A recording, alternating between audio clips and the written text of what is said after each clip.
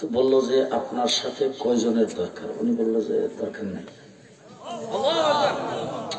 বলে কি বলেন, অস্ত্রে শস্ত্রে সজ্জিত 60,000।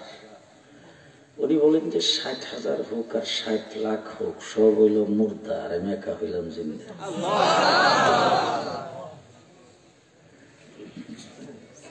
মুসলমান জিন্দা মুসলমানের দরকার। এই মৌলানা সাখাওয়াত আপনাদের সামনে যে কথাটা বলেছেন যে আমাদের পরিচয় আমরা মুসলমান।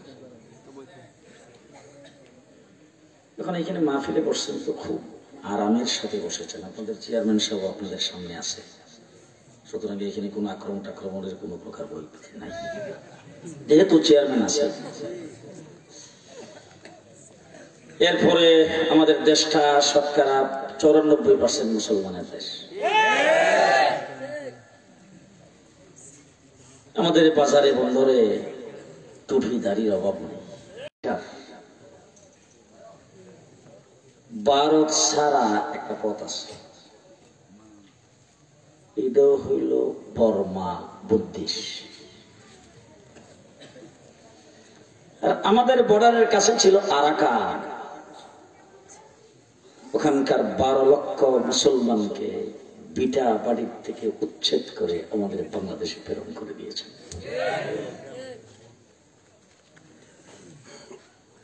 মা বাবার সামনে তার মেয়েকে পালাক্রমে দর্শন করেছে,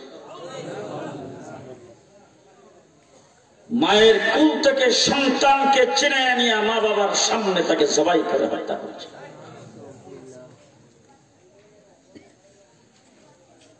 আল্লাহ না করুক আমরা মুসলমান, কিন্তু চতুর্দিকের অবস্থাটা বুঝছেন তো। আল্লাহ না করুক এমন কোন পরিস্থিতি যদি হয়, আমাদের বাংলাদেশে কোন জালেম আইসা ক্ষমতা দখল করে, কোন নাস্তিকার মুক্তাদ কোন হিন্দু বৌদ্ধ খ্রিস্টান দখল করে, এই দেশের মুসলমান আপনাদের সামনে যদি রাইফেলার বন্দুক তাক করে বুক বরাবর ধরে যদি বলে ইসলাম ছাড়তে হবে, ওই মুহূর্তে কি বুক টান করে বলতে পারবেন যে আমি একজন মুসলমান? পারবেন? পারবেন? পারবেন? পারবেন? ভালো করে মনে রেখে ওই সময় বলতে হবে যে আমি মুসলমান। দুনিয়ার সব কিছু ছাড়তে রাজি, ইসলাম ছাড়তে দাঁড়িয়ে আগে দেখেন, যদি আপনার পাশে বসে কেউ কথা না মনে করবেন এই দলের। সবকিছু ছাড়তে রাজি, ইসলাম ছাড়তে রাজি। চাষা এখন বাপ, যদি না ছাড়তে পারো তাহলে আমার ঘর ছাড়তে হবে, দুইটারে। বাতিজা চাষারে ডাক দেখো, চাষা সিদ্ধান্ত নিয়ে ফেলছি। কি সিদ্ধান্ত নিছ?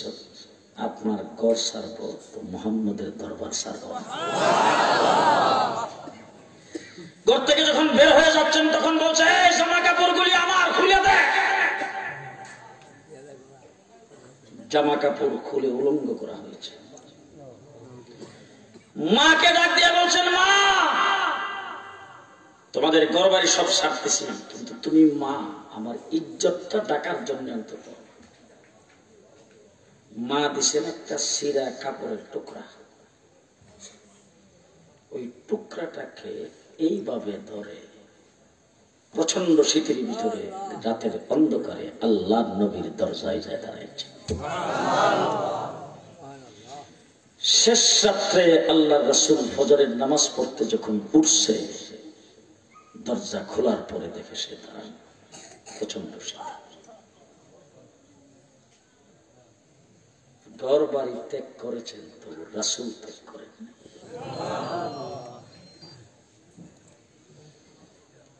মুসলমান কোন ভাষায় কথা বললে বুঝবেন, কোন কথাটা বললে বুঝবেন?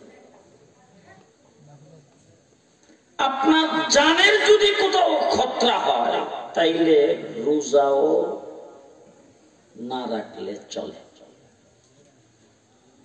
ফামান কানা মিনকুম মারিদান আও আলা সাফারিন, আপনি যদি অসুস্থ হন, আপনার চোখে ব্যথা, চোখ কাটাইছেন, চোখ অপারেশন করেছেন, মাথা নিচের দিকে করলে আপনার সেজদা দিতে অসুবিধা হয়, ডাক্তার আপনাকে বলেছে মাথা নিচে করা যাবে না, আপনি ইশারা দিয়ে নামাজ আদায় করতে পারেন। যেখানে জানের খতরা সেখানে আল্লাহর হুকুমের মধ্যে পরিবর্তন আসে, কিন্তু আপনার জান যদি চলে যায় রাসূলের মহব্বত সারা যাবে না। রাসূলকে মহব্বত করতে হবে কতটুকু? যে নিজের জানের চাইতে বেশি। সাহাবীকে ধরে নিয়ে গেছেন আবু জাহেল, আবু লাহাব, উতবা, শাইবা সব একসাথে দেখা রয়েছে। একজন সাহাবীকে জরমের তরে শেষ করে দিবে, তাকে কতল করে ফেলবেন, এবং সব সাহাবীর সামনে তারা একটা কথা যদি মানো তাহলে তোমাকে এক্ষুনি ছেড়ে দিব। কোন কথা? বলে তোমার জায়গায় নবী মুহাম্মদকে হত্যা করব, এই কথাটা যদি তুমি খালি মানো। আরেকজন পাশের থেকে বেটা সহজ কথা, তো বেটা তোর নবী তো মদিনায়, ওখান থেকে দৈরাই নামার পারবো, তুই খালি কথাটা একটু স্বীকার করস, আমি রাজি আছি, তাইলে তো তোর ছেড়ে দে। সাহাবী বুক টান করে ডাক দিয়া বলেন, এই কুলাঙ্গারের দল, ভালো করে শুন, আমার নবী আমার পরিবর্তে আমার নবীর গায়ে একটা কাঁঠার আঘাত লাগবে, সেটাও সহ্য করতে রাজি। এই নবীর মহব্বত, নবীর ভালোবাসা, কতটুকু ভালোবাসা। নবীকে যে যত বেশি ভালোবাসবে জান্নাতে তার পজিশন তত বেশি হবে। সুবহানাল্লাহ, জোরে কইলে মাইসে যার যত বেশি নবীর প্রতি ভালোবাসা জান্নাতে তার পজিশন তত। এবার আপনারা বলেন তো, সমস্ত নবীদের পরে জান্নাতে সবচেয়ে বেশি পজিশন ওয়ালা ব্যক্তি দেখে হযরত আবু বকর সিদ্দিক। আম্মা জান আয়েশা সিদ্দিকা একদিন রাসূল সাল্লাল্লাহু আলাইহি সাল্লামের পাশে বসা, আকাশের তারা ঝিকমিক করতেছে। আম্মা জান আয়েশা জিজ্ঞেস করতেছেন, হুজুর, আকাশের তারকা সম্পর্কে একটা কথার প্রচলন আছে, আকাশে অগণিত তারা, আকাশের তারকা গণনা করা যায় না। রাসূল বলেন, হ্যাঁ, আকাশের তারকা কেউ গণতে পারে না, গণনা করা যায় না। হুজুর, আপনার উম্মতের ভিতরে কি এমন কোন ব্যক্তি আছে যার নেক ও আকাশের তারকা সমতুল্য, গণনা করা যায় না? আল্লাহর হাবিব বলেন, হ্যাঁ আছে। হযরত আয়েশা সিদ্দিকা মনে মনে খুব খুশি যে আজকে বোধহয় আমার বাবার আরেকটা ডিগ্রি পাওয়া যাবে। তার কারণ হয়ে যাচ্ছে যত প্রশ্ন আছে সব প্রশ্নের জবাবে তো আমার বাবার নাম রইকো, আজকেও তো আমার বাবার কথাই কইব। আম্মা জান আয়েশা সিদ্দিকা আল্লাহর হাবিবকে জিজ্ঞেস করেছেন, হুজুর, আল্লাহর হাবিব, আপনার এই উম্মতটা কে? রাসূল বলেন, আমার উমর ইবনুল খাত্তাব। কে? সেই উমরের নাম কইছে, আয়েশার চেহারাটা গেছে কালো হয়ে, একটু গাজা। আল্লাহ রাসূল জিজ্ঞেস করছেন, আয়েশা, একটু আগে দিয়ে একরকম ছিল, এখন দিয়ে একরকম। আয়েশা সিদ্দিকা কো, আমার আব্বার লগে আজকে কোনো গন্ডগোল হয়েছে আপনার? কেন এই কথা জিজ্ঞেস করলা কেন? কোথাইলে জাতীয় যত প্রশ্ন, সকল প্রশ্নের বেলায় তো আমার আব্বার নাম ডাকন, আজকে দিয়ে উমর ইবনুল খাত্তাব এক নম্বর হয়ে গেল। আল্লাহ রাসূল ডাক দিয়ে বলে, তুমি আকাশের তারকা সমতুল্য নেকের কথা বলেছেন, সেই জায়গায় আমি উমর ইবনুল খাত্তাবের কথা বলেছি। তোমার বাবার ব্যাপারে শোনো, উমর ইবনুল খাত্তাব নয়, গোটা পৃথিবীর সমস্ত উম্মতের আমল এক পাল্লায় দিলে তোমার বাবার এক রাত্রির সমান হবে।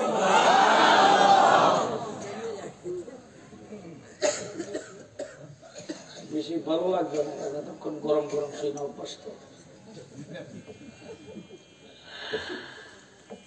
এক নম্বর, সমস্ত নবীদের পরে সকল উম্মতের ভিতরে যার নাম্বার এক, তিনি হলেন ওমর। এক রাওয়ায়াতে রাসূল সাল্লাল্লাহু আলাইহি ওয়াসাল্লাম বলেন, হাসরের ময়দানে উম্মতের নাজাতের জন্য হযরত আবু বকর সিদ্দিককে পেশ করা। আস্তে আস্তে আস্তে কতটুকু ভালোবাসছেন রাসূলকে?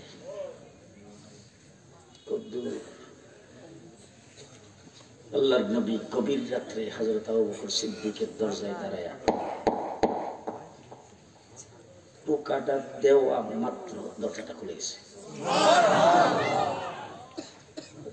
হযরত আবু বকর সিদ্দিককে জিজ্ঞেস করেছেন, আবু বকর, আবু জেহেল তো আসতে পারত, পুলিশ আসতে পারত, র‍্যাব আসতে পারত, পাঞ্জাবি আসতে পারত, আয়েশা তোমাকে ধরতে পারত, অ্যারেস্ট করতে পারত, ডাকাত আসতে পারত, তোমাকে আক্রমণ করতে পারত। রাতের বেলা অন্ধকারে আয়েশা দরজায় আওয়াজ দিয়েছেন, তুমি ভিতর থেকে একটু পরিচয় নিবা না, জিজ্ঞেস করবা না কে? তুমি পরিচয় না নিয়ে দরজাটা খুলে দিলা, কারণটা কি? তুমি কিভাবে বুঝতে পারলা যে আল্লাহর নবী এসে দাঁড়াইছে? যদি নবী না হইয়া অন্য কেউ হইতো। আবু বকর সিদ্দিক বলে, কিসের মহব্বত করলাম? যাকে মহব্বত করি তার টোকাটাই যদি না বুঝতে পারি। কিসের মহব্বত যদি তার টোকাটাই না বুঝতে পারি? কাকে বলে? এবার শোনেন, কি বিরক্ত হয়ে গেছে? ভিতরে প্রবেশ করছেন আল্লাহর নবী, লক্ষ লক্ষ টাকা খরচ করে রাসূলের রওজা জিয়ারত করতে যান, আর রাসূল আবু বকর সিদ্দিকের ঘরে যায়। আসতে বুঝে না রে বাঙালি, লক্ষ লক্ষ টাকা খরচ করে রাসূলের রওজার কিনারে সালাম দেওয়ার জন্য যান, আর আল্লাহর নবী নবুয়ত সহ হযরত আবু বকর সিদ্দিকের ঘরে। ঘরের ভিতরে ঢুকেই হযরত আবু বকর সিদ্দিককে বলতেছেন, আবু বকর, ঘরটাকে তাড়াতাড়ি খালি করো, তোমার লগে পার্সোনাল কথা আছে, অন্যরা শুনতে পারবে না, অন্য কেউ শুনতে পারবে না, ঘরটাকে খালি করো।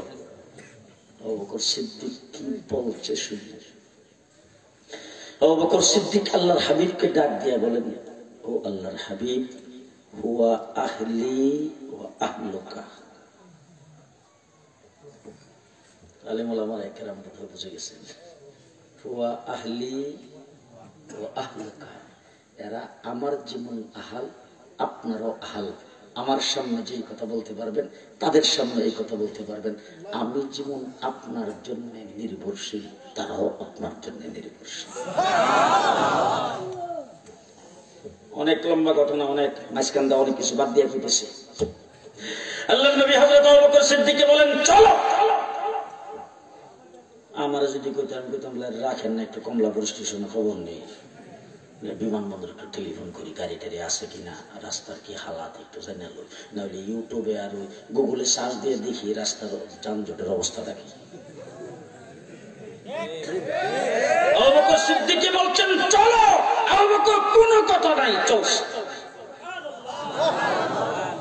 চলতে চলতে পাহাড়ে, যেখানে গারে সৌরে রাসূল সাল্লাল্লাহু আলাইহি ওয়াসাল্লাম আশ্রয় গ্রহণ করেছিলেন, এই পাহাড়ের নিচে যাইয়া উপরে পাহাড়ের গর্ত, সেখানে যাবেন। আল্লাহর হাবিবকে ডাক দিয়ে বলে, হুজুর আপনি তো ক্লান্ত পরিশ্রান্ত, আমরা অন্ধকারের মধ্যে যাচ্ছি অত্যন্ত গোপনীয় ভাবে, সোয়ারি কই ফাইলা? তুমি যে বললা সোয়ারিতে আরোহণ করেন। হযরত আবু বকর সিদ্দিক বলে, হুজুর যখন মেরাজে যাচ্ছিলেন তখন সোয়ারির দরকার হয়েছে, জিবরাইল আপনার সামনে বুরাক পেশ করেছেন, আর আজকে হিজরতের রাত্রিতে আবু বকর সিদ্দিক নিজেই সোয়ারি, নিজেই সোয়ারি। আবু বকর সিদ্দিক বসে গেছেন, আল্লাহর নবী আবু বকর সিদ্দিকের কাঁধে উঠে বসছেন। যদি ভালো করে বুঝতেন আওয়াজটা আরো বড় হইত। হালিমাতুস সাদিয়া রওনা হইছে তায়েফ থেকে।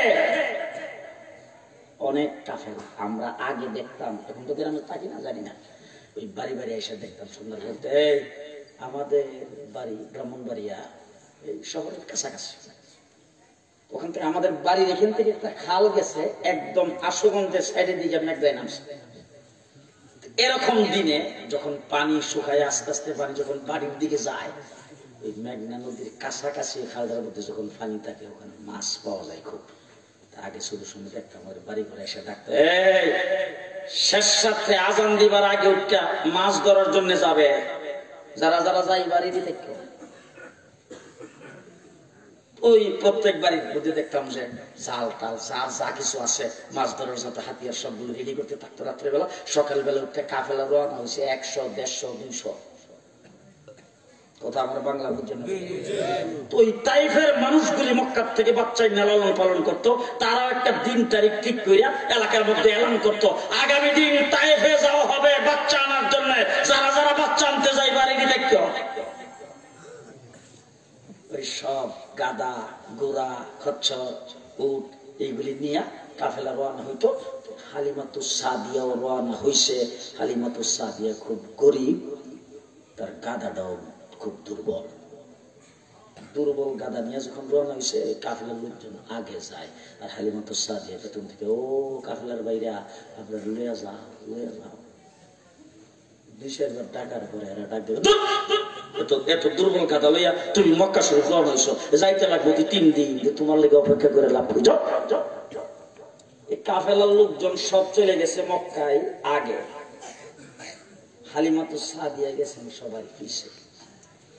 সিস্টেমটা হইল যাইয়া মক্কার কাছে এক জায়গায় সমস্ত গুড়া গাদাগুলি রাইখা কয়েকজনকে এখানে পাহারাদারির জিম্মাদারি দিয়া মা বাপ যারা গেছেন তারা সবাই যায় উলি গুলিতে যায় দৌড়ে ঢুকতো।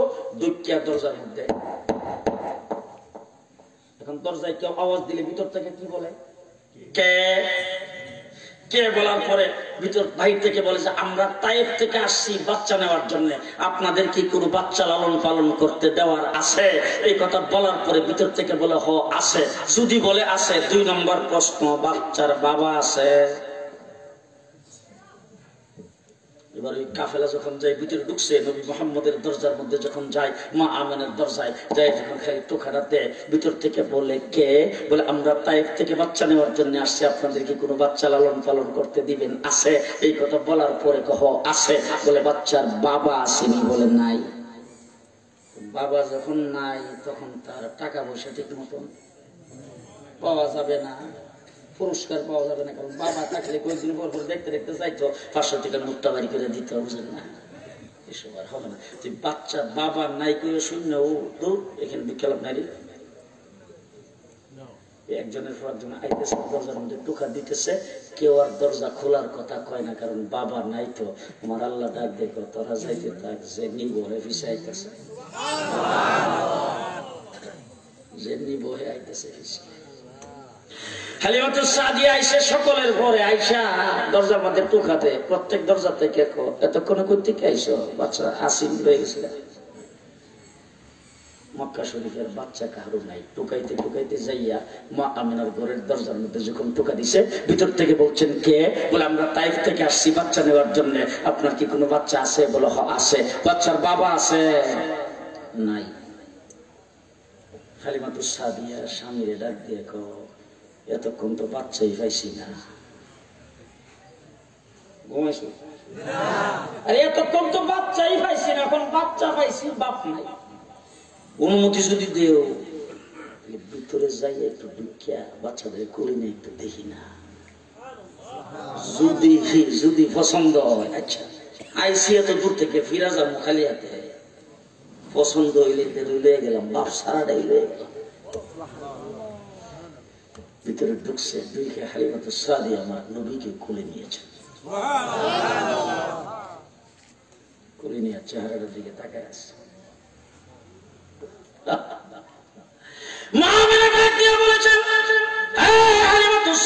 মক্কা শরীফে বসবাস করি, কত হাজার হাজার বাচ্চার চেহারা দেখেছি, কিন্তু আজ পর্যন্ত আমার ছেলের মতো এত সুন্দর চেহারার মানুষ কোনদিন দেখি না।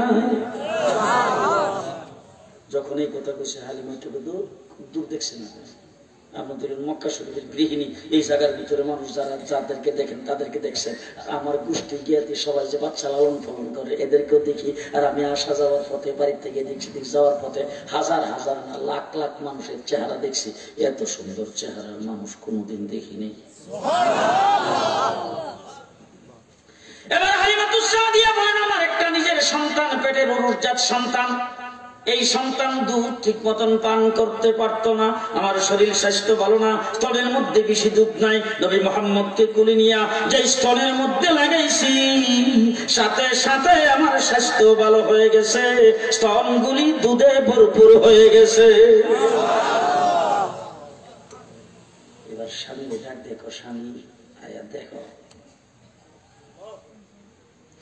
হালিমাতুস সাদিয়া এসে দীক্ষা কো, আল্লাহ এত সুন্দর বাচ্চা মনে হয় আর পৃথিবীতে নাই। আব্দুল মুত্তালিব এসে কি কো, তোমরা কুদ্দুর দেখছো?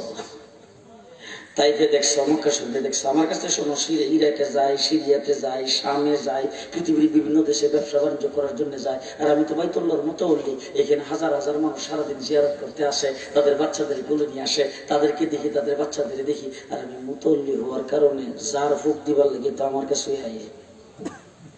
তাবিজ দিত রাখো আমার কাছে, তা আমার কাছে যে আসে, আমি সমস্ত বাচ্চাদের চেহারা দেখি, এরকম লক্ষ লক্ষ মানুষের চেহারা দেশ বিদেশ থেকে দেখার পরে আমি বলতেছি, এত সুন্দর চেহারার মানুষ আমিও দেখি নাই। জিবরাইল এমনি এসে আব্দুল মুত্তালিব, তুমি খুব দূর দেখছো? সুবহানাল্লাহ। জিবরাইল আমিন বলে মুহূর্তের ভিতরে সারা পৃথিবী চক্কর দেয়, আসমান জমিন সব জায়গায় চক্কর দিতে আমার এক মুহূর্ত সময় লাগে। হযরতে আদম থেকে শুরু করে এ পর্যন্ত যত মানুষ পৃথিবীতে আগমন করেছে সমস্ত মানুষের চেহারা দেখেছি।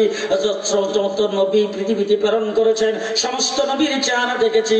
আল্লাহ পাক সমস্ত নবীকে বিশ্ব বিখ্যাত সুন্দর করে পৃথিবীতে প্রেরণ করেছেন। হযরতে আদম আলাইহিস সালামকে জান্নাতের ভিতরে দেখছি, হযরত সুলাইমানকে কিস্তিতে দেখেছি, নূহ আলাইহিস সালামকে আমি কিস্তিতে দেখেছি, সুলাইমানকে সিংহাসনে দেখেছি, ইউসুফ আলাইহিস সালামকে কুয়ার ভিতরে আমি হাত দিয়ে ধরে রেখেছিলাম, হযরত ইব্রাহিমকে নমরুদের আগুনে দেখছি, ইউনূস আলাইহিস সালামকে মাছের পেটে দেখেছি, মূসা আলাইহিস সালামকে কুহে তুরে আল্লাহর সঙ্গে কথা বলতে দেখেছি, জান্নাতের হুর গিলমানদেরকে দেখছি। তামাম পৃথিবীর সব কিছু দেখার পরে আমি জিবরাইল বলতেছি, এত সুন্দর চেহারার মানুষ আমিও কোনদিন দেখি না। আল্লাহ ডাক দিয়ে কয়, জিবরাইল তুই দেখবে করতে,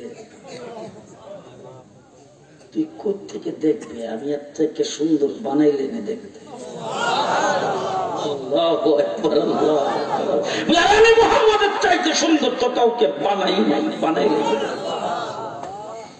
এবার হালিমাতুস সাদিয়া স্বামীর ডাক দেখো, স্বামী কোন কথা নাই, যা ফাইলাম ফাইলাম,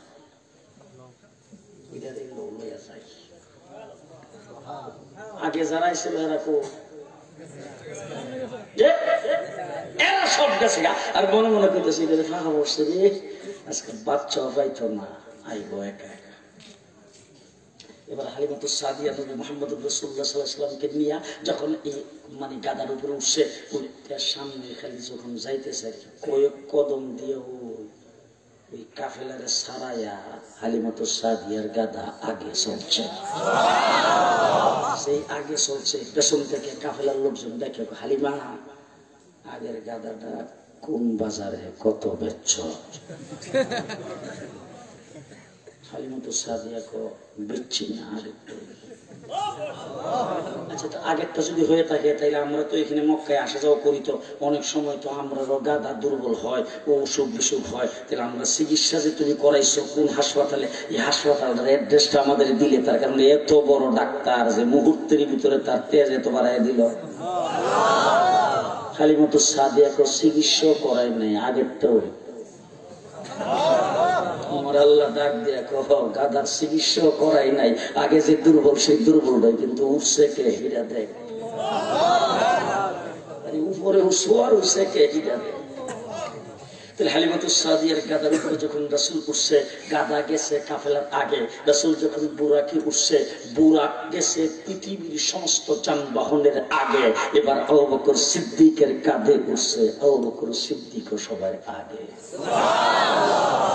ওই নিচের থেকে এক লাফ দিছে, এক লাফে গুহার মুখে যাইয়া রাসূলকে নামাইছে, নামাই বলছেন যে হুজুর আপনি এখানে ওয়েট করেন, কারণ গর্তটা হইল অন্ধকার, সাপ বিচ্ছু থাকাটাই স্বাভাবিক, কারণ এটার ভিতরে যেহেতু কোনো মানুষ থাকে না, এটা তো আবাদ না, সুতরাং এটাতে সাপ বিচ্ছু থাকাটাই স্বাভাবিক। এটা পাহাড়ের মাটির গর্ত, সেই গর্তের ভিতরে আমি আগে যাব, সাপ বিচ্ছুকে সরাইয়া গর্তটাকে নিরাপদ করে তারপরে আপনাকে যাইতে বলবো। মাসলা একটা মাঝখান না মনে ছিল কইটা বুজুর্গানের যিনি কিতাবে লিখছে ভালো করে বুঝছেন বুজুর্গানের যিনি কিতাবে লিখছে দুনিয়ার পাহাড়ের গর্ত সেখানে অন্ধকার সাপ বিচ্ছু থাকাটাই স্বাভাবিক দুনিয়ার সাপ দুনিয়ার জন্তু দুনিয়ার প্রাণী এইগুলির থেকে পরিষ্কার করার জন্য আবু বকর সিদ্দিক দুনিয়ার গর্তে গেছে আগে এবার যখন আখিরাতের গর্ত কবরের পালা আসছে আল্লাহর হাবিব আবু বকরকে ডাক দিয়ে বলেন আবু বকর করতে কবরের গর্তে আমি যাব আগে তুমি আইবা পরে দুনিয়ার গর্তে আবু বকর সিদ্দিক গেছে আগে রাসূলের জন্য নিরাপদ করে তারপর রাসূলকে নিয়েছেন কবরের গর্তে আল্লাহর হাবিব গেছে আগে আবু বকর সিদ্দিকের জন্য নিরাপদ করে তারপর আবু বকর সিদ্দিক গেছেন গর্তের ভিতরে যাইয়া হযরত আবু বকর সিদ্দিক গর্তটাকে পরিষ্কার করেছেন পরিষ্কার করে নিজের চাদরটাকে ছিঁড়া ছিঁড়া সমস্ত ছিদ্রিগুলি বন্ধ করে গর্তটাকে পুরা নিরাপদ করে কয়েকটা ছিদ্রি পাচ্ছে এই ছিদ্রিগুলির মধ্যে পাও দিয়া চাপা দিয়া ধরে যাতে কোনো সাপ বিচ্ছু ওখান থেকে বের হইতে না পারে আসন পাইতে বৈশা রাসূল সাল্লাল্লাহু আলাইহি সাল্লামকে ডাক দিয়ে বলে হুজুর বিছনা রেডি আল্লাহ নবী ভিতরে প্রবেশ করছেন প্রবেশ করে আবু বকর সিদ্দিককে বলতেছেন আবু বকর বিছনার তো বংশ দেখি না হযরত আবু বকর সিদ্দিক বলে সোয়ারির তো বংশ আছেন না আপনারা ঘুমাইছেন সোয়ারির তো বংশ আছেন না যখন সোয়ারি ছিল না তখন আমার কাঠ হয়েছে আপনার জন্য সোয়ারি আর আজকে যখন বিছনার প্রয়োজন আমার কুল আপনার জন্য বিছনা আজকে আমরা আরেকটা মনে হয়েছে রাসূলুল্লাহ সাল্লাল্লাহু আলাইহি ওয়াসাল্লাম একদিন সাহাবায়ে কেরামের সামনে হযরত আবু বকর সিদ্দিক হযরত ওমর হযরত উসমান হযরত আলী সমস্ত সাহাবীরা আছেন হুজুর আকরাম সাল্লাল্লাহু আলাইহি ওয়াসাল্লাম বলতেছেন আমি তিনটা জিনিসকে এই দুনিয়াতে খুব ভালোবাসি হুব্বি ইলাইয়া মিন দুনিয়াকুম সালাস তোমাদের এই দুনিয়াতে আমি তিনটা জিনিসকে ভালোবাসি ওই তিনটা জিনিস কি আজকে কইতাম না আরেকদিন এরকম তিন জিনিস রাসূল যখন কইয়া সারছে আবু বকর সিদ্দিক কইতে হুজুর আমি তিনটা জিনিস ভালো পাই যেই কইসা আবু বকর সিদ্দিক আমি তিন জিনিস ভালো পাই হযরত ওমর আবু বকর সিদ্দিকের দিকে এইভাবে চাইছে ঠান্ডা মেয়ে আজকে যে তিনটা জিনিস ভালোবাসার কথা কইব এর চাইতে ভালো তিনটা কইয়া আমি রুফে দাও উনি যদি কো আমি আড়ি মাছ ভালো পাই তা আমি ইলিশ মাছের কথা কই আবু বকর সিদ্দিক যদি কো আমি করলা ভালো পাই তা আমি আনারের কথা কই মানে উনি যেটা ভালো কইব এর চাইতে ভালো তিনটা কইয়া আমি আজকে আবু বকর সিদ্দিকের উপরে থাকি দেখি বেটা কি কয় আল্লাহর নবী ডাক দিয়ে আবু বকর আপনি কোন তিন জিনিস ভালোবাসেন বলেন হযরত আবু বকর সিদ্দিক খালি প্রথম শব্দটা কইছে উমরের বিল নাই النظر إلى وجهك النظر إلى وجهك ও আল্লাহর হাবিব আপনার চেহারাটা সব সময় তাকায়া থাকতে ভালোবাসি আপনার নূরানি চেহারার দিকে সব সময় তাকায়া থাকতে ভালোবাসি হযরত ওমর মাথা নিচে দিকে দিয়া কয় এর চাইতে ভালো কোনো জিনিস আর পৃথিবীতে নাই হযরত আবু বকর সিদ্দিকের উপরে থাকতে পারলাম না এর চাইতে ভালো কোনো জিনিসই নেই তা আল্লাহ ইলা ওয়াজহিক সব সময় আপনার চেহারাটা দেখতে ভালোবাসি আল্লাহর কাছে সব সময় দোয়া করে আল্লাহ তোমার হাবিবরে যখন মসজিদে নববীতে যাই তখন আমিও দেখি ওমরও দেখে উসমানও দেখে আলীও দেখে অন্যান্য সাহাবীরাও দেখে তখন যখন অন্য কোনো হানে যখন আসি তখন সেখানে লোকজন থাকে নাইলে তো আগুন পানি মাটি বাতাস পোকা মাকড় বাতাস কত কিছু আছে সেগুলিও দেখে আল্লাহ এমন একটা জায়গা যদি হইতো আমি আবু বকর শুধু একা দেখবো আর কেউ দেখবে না আমি আবু বকর তোমার হাবিবের চেহারাটাকে শুধু একা মন বইরা দেখতে চাই আল্লাহ তুমি যদি এমন একটা জায়গার ব্যবস্থা করে দিতা আল্লাহর দরবারে দোয়া করে আমার রাসূল সাল্লাল্লাহু আলাইহি সাল্লাম বলছেন আল্লাহ পাকের খলিল হলেন হযরত ইব্রাহিম আলাইহিস সালাম আল্লাহর খলিলকে ইব্রাহিম আলাইহিস সালাম রাসূল বলেন এই দুনিয়াতে আমি যদি কাউকে খলিল বানাইতাম আমার খলিল আবু বকর সিদ্দিক আল্লাহর খলিল ইব্রাহিম আলাইহিস সালাম আর আল্লাহ পাকের হাবিবের খলিল আবু বকর সিদ্দিক আবু বকর সিদ্দিক দোয়া করে আল্লাহ তোমার হাবিবের চেহারাটা যদি একা দেখতে পারতাম আর আল্লাহর খলিল ইব্রাহিম আলাইহিস সালাম দোয়া করে আল্লাহ তোমার কুদরতটা যদি একটু সরাসরি দেখতে পারতাম আল্লাহ পাক আল্লাহর খলিল ইব্রাহিম রে কয় আমার কুদরত দেখতে চাইলে নমরুদের আগুনে যা আল্লাহর হাবিবের খলিলকে আল্লাহ ডাক দিয়ে কয়, আমার হাবিবের চেহারা যদি একা দেখতে চাস গারে সরে যা। একজন রে কইছেন না রে, আরেকজন রে কইছেন গারে। ইব্রাহিম রে কইছেন তুই যা না রে, আর আল্লাহর হাবিবের খলিল রে কয় তুই যা গারে। ইব্রাহিম আলাইহিস সালাম আগুনে যায় আল্লাহর কুদরত দেখছেন, আর গারে সরের ভিতরে যাইয়া হযরত আবু বকর সিদ্দিক আল্লাহর হাবিবের চেহারা দেখছেন। সুবহানাল্লাহ। এই চেহারা দেখার দাম কত? কত দাম শুনবেন? হযরত ওমর ইবনে খাত্তাব একদিন আবু বকর সিদ্দিককে ডাক দিয়ে কয়, আবু বকর ভাই একটা কথা কইতে। কত কত তো সারাদিন তোমার আবার কথা বলতে এরকম অনুমতি নেওয়া লাগে নাকি? দুজন একসাথে বন্ধুত্ব তো আপনারা যেমন বুঝেন না নাকি? তা বাংলা কত কত তো সারাদিন কত তোমার আবার কথা কইতে এত অনুমতি নেওয়া লাগে, কি কইবা তাড়াতাড়ি কয়ে বলো। বলে না তুমি বই পাইতেছি মনে মনে, কথাটা সামান্য একটা কথা, যদি আপনি রাজি হন। আচ্ছা কোনা দেখি কি কথা।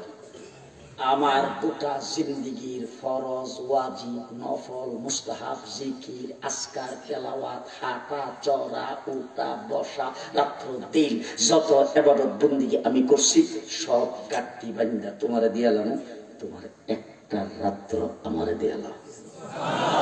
এই আস্তে আস্তে সুবহানাল্লাহ, আস্তে করে আস্তে এক রাত্র আমারে দিয়ালাইলে আমি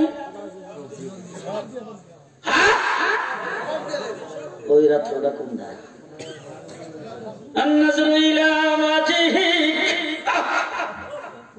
রাসূলের চেহারা যে তুমি দেখছো হুজুরকে তুলে শোয়া, সেইটা দিয়ে দাও, সেইটা দিয়ে দাও, জীবনের সব দিয়ে দাও। কিন্তু আমার শফির ইবাদত না, আমি জুজুর ইবাদত না, হযরত ওমরের ইবাদত। রাসূল বলছেন আমার পরে নবী হইলে ওমর। হুজুর বলছেন ওমর মুরাদনগর গেলে মিস্টার ইবলিস কসবা ভাড়িয়া কথা ঠিক। ওমর যেখানে সেখানে ইবলিস থাকে না। ঠিক। মহব্বত কারে কয় শুনবেন? ঘর থেকে আবু বকর সিদ্দিক বেরিয়ে যাওয়ার সময় আবু বকর সিদ্দিক, আপনার বিরক্ত হয়ে গেছেন? আবু বকর সিদ্দিকের 8 থেকে 10 বছরের একটা মেয়ে আসমা বিনতে আবু বকর, আয়েশা সিদ্দিকার বড় বোন। পরে ইশারা দিয়ে কয়ে গেছে আমরা যাইতেছি ইনুক করতে থাকবো, তুই আমরা খানা দিস। 8 থেকে 10 বছরের মেয়ে, যেই রাসূলের আবু বকর সিদ্দিক ঘর থেকে বেরিয়ে গেছে খানা প্রস্তুত করা শুরু করছে। প্রস্তুত করতে করতে শেষ রাত্র পার হইয়া ফজর পার হইয়া যখন সূর্য উঠতেছে, সকাল যখন হইছে, আবু জেহেল দলবল নিয়ে আবু বকর সিদ্দিকের ঘরের দরজায় এসে দাঁড়াইছে। কারণ আবু বকরেরও জানা ছিল যে আল্লাহর নবী কোথাও গেলে আবু বকর সিদ্দিকের ঘরেই যাবে। আয়েশা দরজার মধ্যে আবু জেহেল যে আঘাত করছে, ভিতর থেকে আসমা বিনতে আবু বকরের দরজাটা খুলছে। দরজা খোলা মাত্র আবু জেহেল গুসাই ডাক দিয়ে জিজ্ঞেস করেছেন, চিৎকার করে, তোর বাবা মুহাম্মদ কোথায়? যেই কইছে তোর বাবার মুহাম্মদ কোথায়, আসমা যে উত্তরটা দিছে, বয়স কত? 8-10 বছর বয়স। উত্তরটা কি দিছে ভালো করে শুনেন। আসমা বলতেছে জানি, কইতাম না।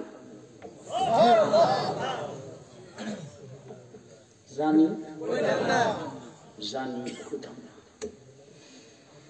যেই কইছে জানি কইতাম না, আবু জেহেলের শরীরের সমস্ত শক্তি দিয়া 8-10 বছরের বাচ্চা আসমা বিনতে আবু বকরকে মারছেন। গাল ফাইটা রক্ত বের হয়ে গেছে, মাটির মধ্যে পইরা পাথরের আঘাতে কপাল ফেটে গেছে।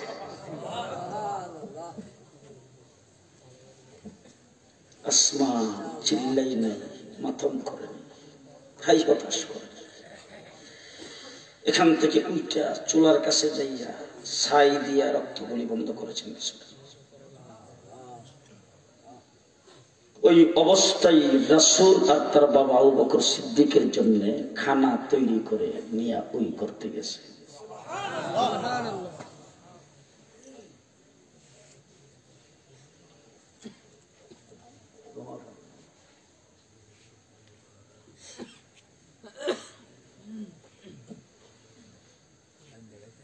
এইভাবে এক সাইড বন্ধ। আল্লাহর নবীর সামনে নিয়ে যখন খাবার রাখছেন, রাসূল আসমার দিকে তাকিয়ে বলতেছেন, আসমা মুখ বন্ধ করে রাখছো কেন? আসমা মাথা নিচে দিয়ে দিয়েছেন, কিচ্ছু বলে না। আল্লাহর নবী আবু বকর সিদ্দিককে ডাক দিয়ে বলেছেন, আবু বকর, আসমা মুখ ডেকে রাখছে কেন? আসমাকে জিজ্ঞেস করো। আবু বকর সিদ্দিক ডাক দিয়ে বলেন, আসমা আল্লাহর হাবিবকে যদি না বলো, বলবা কার কাছে? আসমা বলতেছেন, আব্বা বলবো না খুলে দেখাবো? বলবো না খুলে দেখাবো? আবু বকর সিদ্দিক বলে, বলো, খুলেও দেখাও। আসমা যখন মুখের থেকে কাপড় সরাইছেন, টপ টপ করে রক্ত যখন পড়তে শুরু করেছেন, আল্লাহর নবী দুই চোখ দিয়া ধার করে পানি ছেড়ে ফেলেছেন।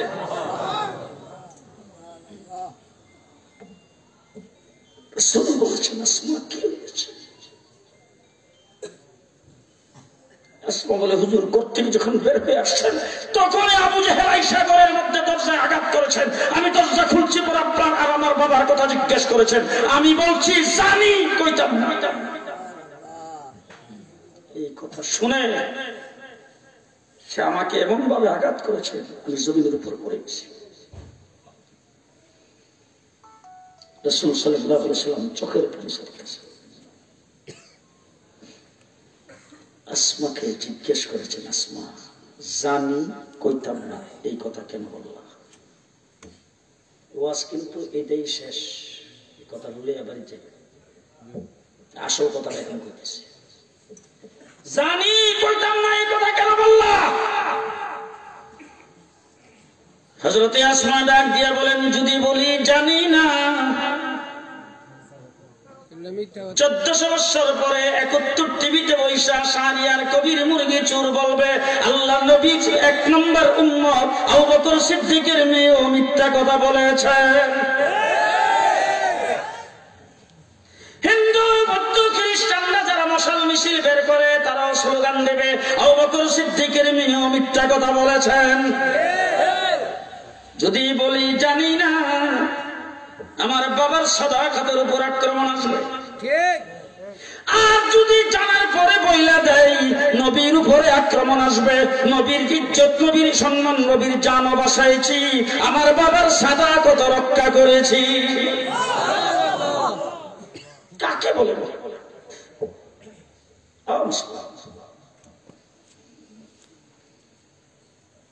সবচেয়ে বেশি ভালোবাসা নবী মুহাম্মদের জন্য। খুব ভালো করে মনে রাখি, আমরা খুব ভালো করে জানি, আমরা এই দেশের চাউলের ভাত খাইতে পারি, এই দেশের নাগরিক না? আমরা কি বাইশাইছি? বাইশাইছি দেশ? আমরা এই দেশের নাগরিক, এই দেশের চাউলের ভাত খাই। আমরা আপনারা যতই বলেন যে মোল্লার দুর্মসি পর্যন্ত, আমরা রাজনীতি কিছু বুঝি। যদি আমরা এই বখারি টকারি সাইরা দিয়া যদি আপনাদের রাষ্ট্র চালাইবার জন্য নাই না যায়, তাহলে আমাদের এই 1400 বছর আগে যে আল্লাহ নবী হযরত উমর, আবু বকর সিদ্দিক, উসমান, আলী, হযরত আব্দুল্লাহ ইবনে উমর, এরপরে হযরত উমর ইবনে আব্দুল আজিজ যে রাষ্ট্র চালাইছে, এইগুলি আমরা খুব ভালো করে জানা আছে। আমরা ওই রাষ্ট্র এখনো কায়েম করতে পারি। দাঁড়াইলাম একবারে বুঝে পাইতাম না, তাও না। আমাদের দেশের উৎপাদিত মাল যদি ফ্রান্সে যায়, দেশের অর্থনীতির উপকার হয়। ভালো করে বুঝেন, ফ্রান্সের উৎপাদিত মাল যদি আমার বাংলাদেশে আসে, আমার দেশের অর্থনীতির উপকার হয়। আমরা জানি ফ্রান্সের জিনিসপত্র আমাদের দেশে আসলে, ফ্রান্সের সাথে সম্পর্ক থাকলে আমাদের দেশের ডেভেলপ হয়, আমাদের দেশের উপকার হয়। আমাদের দেশের সম্পর্ক ফ্রান্সের সাথে থাকলে, আমাদের দেশের উৎপাদিত গার্মেন্টসের মাল ফ্রান্সে গেলে আমাদের দেশের উপকার হয়। আমরা 100 বার জানি, আমরা জানি, মানি, আমরা বুঝি, কিন্তু বুঝার পরে বলতে চাই যারা আমার নবীর ইজ্জতের উপর আক্রমণ করেছে, তাদের সাথে সম্পর্ক রেখে বেঁচে থাকতে চাই না, বেঁচে থাকতে চাই না, বেঁচে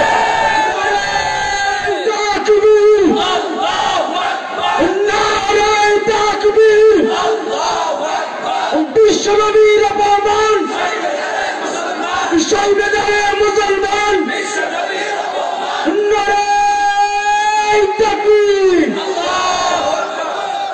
মুসলমান আমরা না খেয়ে থাকবো,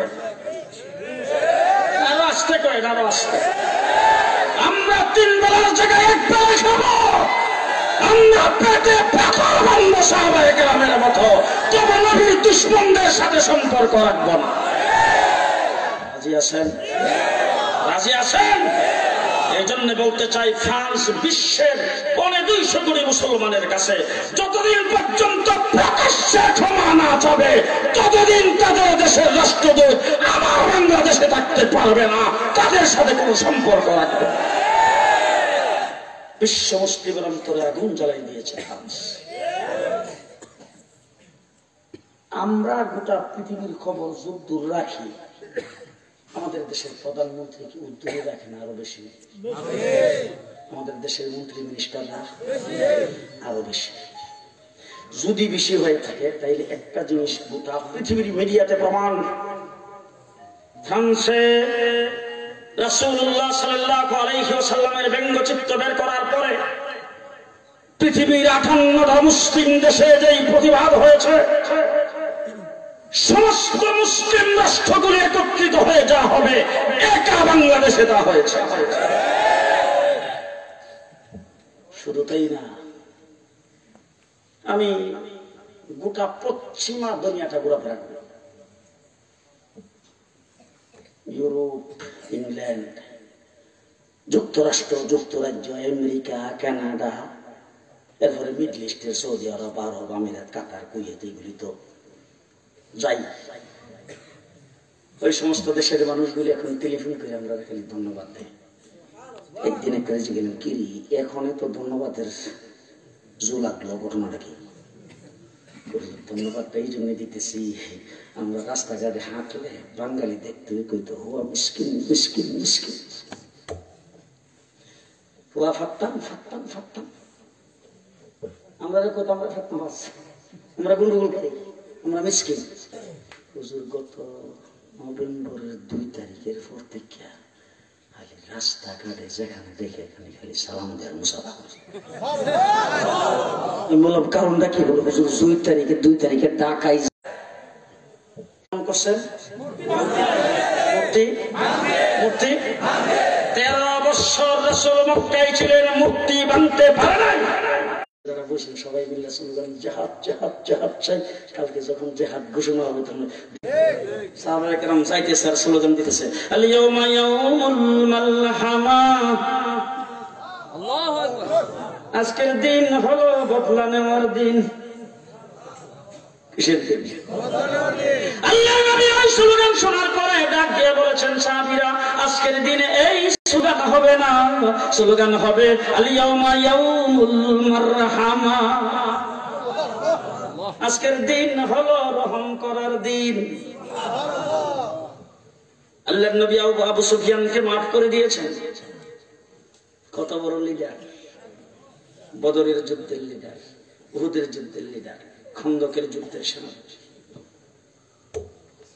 শুধু কি আবু সুফিয়ানকে মাফ করছে? আল্লাহর হাবিব ডাক দিয়ে বলেছেন, আবু সুফিয়ান গোটা মক্কা শরীফে এলান করে দাও, আজকে যারা তোমার ঘরে আশ্রয় নিবে তারেও মাফ। চিন্তা করি, আজকে যারা তোমার ঘরে আশ্রয় নিবে তারাও মাফ। আবু সুফিয়ান তুমি যে আমার পক্ষ থেকে সবাইকে জানায় দাও, নিজে ঘরের মধ্যে দরজা লাগায় থাকবে তারও মাফ, আবু বকর সিদ্দিকের ঘরে আশ্রয় নিবে তারও মাফ, এলাম শরীফের ভিতরে থাকবে তারও মাফ। বলে হুজুর রাস্তায় যদি থাকে, আল্লাহর নবী ডাক দিয়ে কর, রাস্তায় যদি থাকে আর তলোয়ার যদি হাতে না থাকে এরও মাফ। এইভাবে সাধারণ ক্ষমা ঘোষণা করিয়া রাসূল মক্কায় প্রবেশ করেছেন। এর পরের কথাটা যেটা কমো, এটা আমি কইলে বিশ্বাস করতেন না, কারণ আমি তো ঢাকা থেকে আইসি। আপনাদের এই মাদ্রাসা শাইখুল হাদিস আমার ছোট ভাই মুফতি দ্বীন মোহাম্মদকে কালকে সকালে উঠে জিজ্ঞেস করবেন, যে হুজুর যে লাস্টের কথাটা কয়ে গেছে আসলে সত্য কিনা, সত্য হয় তাইলে মানে সাধারণ ক্ষমা ঘোষণা করে রাসূল মক্কায় প্রবেশ করে যারা নির্যাতন করেছেন জালেমদেরকে মাফ করে দিয়েছেন। কিন্তু সাফা কোন সময় বানছে? আমরা যখন বাইতুল্লাহ শরীফ জিয়ারত করতে যাই তখন দেখেন হাজার আসওয়াদের এখান থেকে সুমুন্দা কইরা তারপরে একজন আরেকজন লোক কথা কয় না, আর ধাক্কা দুঃখ যে কি পরিমাণে খায়। এই ধাক্কা যদি ঢাকা মক্কায় প্রবেশ করে রাসূল তোয়াফ করতেছেন, সব তোয়াফের ভিতরে সমস্ত মূর্তি ভেঙে গেছে। কোন সময় বানছে? তোয়াফ করাটা কি? ইবাদত। ইবাদত ইবাদত করছে, মূর্তিও ভাঙছে। বাঙ্গার সময় যে আয়াতটা পড়ছে এটা কোনটা? ওয়াকুল জাআল হাক্কু ওয়া যাহাকাল বাতিল। আচ্ছা আয়াতটা আমি অন্যভাবে পড়ি, যদি মানে আয়াতটা যদি ভুল হয় তাহলে বাতিল তুমি কইও। ওয়াকুল জাআল হাক্কু ওয়া যাহাকাল বাতিল ওয়া যাহাকাল বাতিল। আল্লাহ যদি একথা কইত হক আইছে বাতিল গেছে, তাইলে একটা সম্ভাবনা থাকতো যেটা যা ফিরে আবার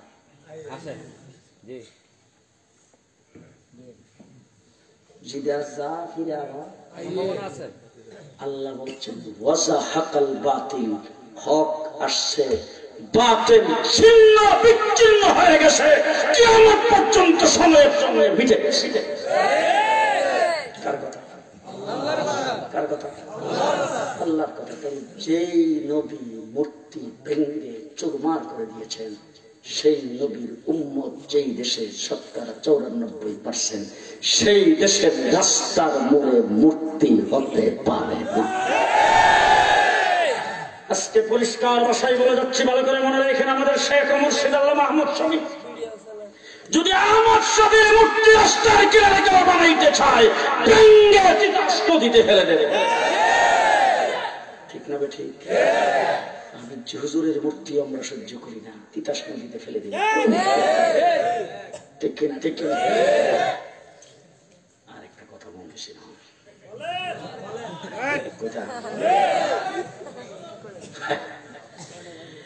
মিশর যখন মুসলমান জয় করেছে তখন মিশরের লোকজন এসে মুসলমানদের গভর্নরের কাছে একটা দাবি জানাইল, গভর্নর সাহেব সব মূর্তি ভাঙ্গিয়া দেন, কিন্তু আমরা ঈসা আলাইহিস সালামের একটা মূর্তি আমরা এখনো রাখছি, এটার আমরা পূজা করি। মানুষগুলি বিরক্ত হয়ে গেছে,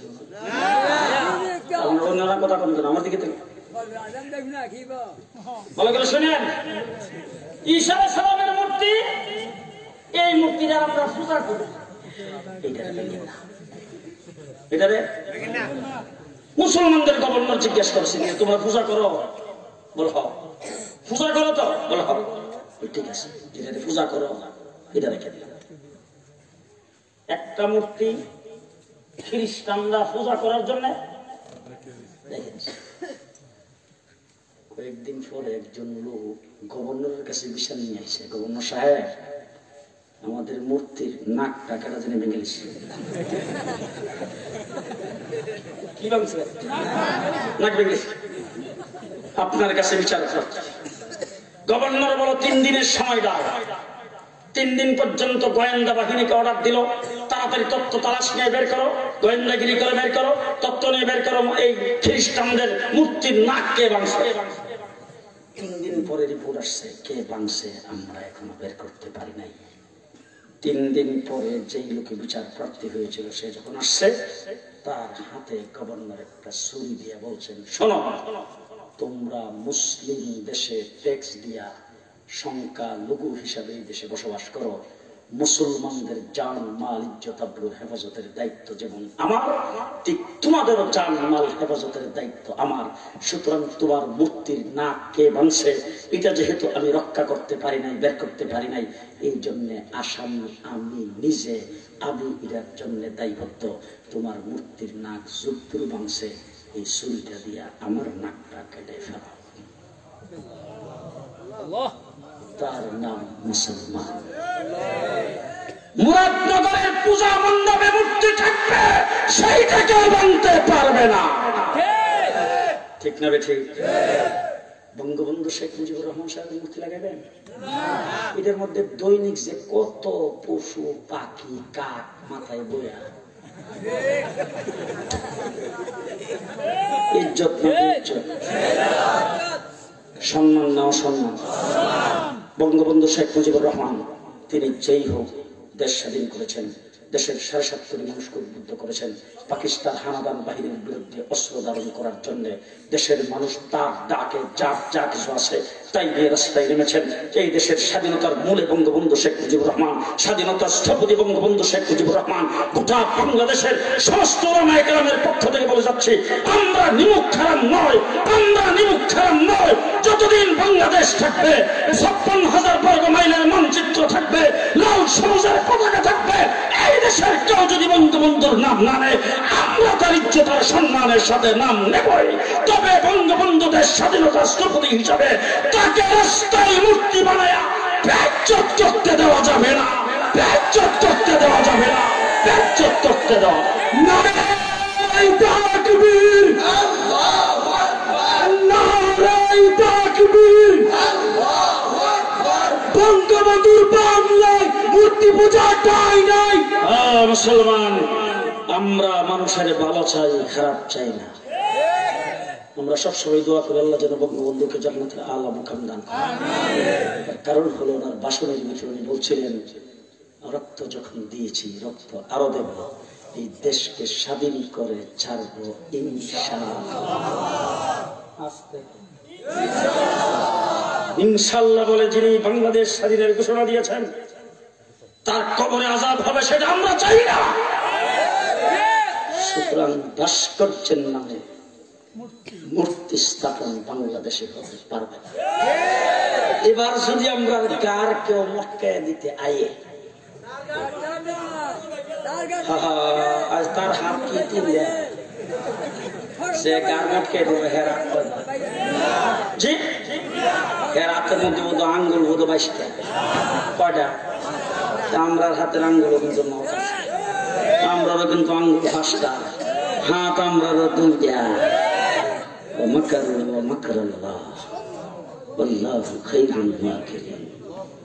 চিন্তা ভাবনা করে সুন্দর ভাষা দিয়ে কথা বলতে হবে। মন্ত্রিত্বের চেয়ারে বসে বলবেন গার মটকে দেওয়া হবে, আসলে রাস্তায় দেখি কার গার কে মটকে, আসেন দেখি কার গার কে মটকে। মুসলমান, এই দেশের ওলামায়ে কেরাম হকের পক্ষে কথা বলে, নবীর পক্ষে কথা বলে, ইসলামের পক্ষে কথা বলে। রাষ্ট্রীয় ক্ষমতা দখল করার জন্য তারা কোনোদিন যাবে না। রাষ্ট্র আপনারা চালান, তবে ইসলামের বিরুদ্ধে টু শব্দ করলে তসলিমাকে যেমন ছেড়ে দেয় নাই, লতিফ সিদ্দিকীকে ছেড়ে দেয় নাই, আপনাদেরকেও ছাড়া হবে না। নারায়ে তাকবীর, আল্লাহু আকবার, নারায়ে তাকবীর, আল্লাহু আকবার। আরে মুলামার ছাত্ররা হুঁশিয়ার সাবধান, নারায়ে তাকবীর।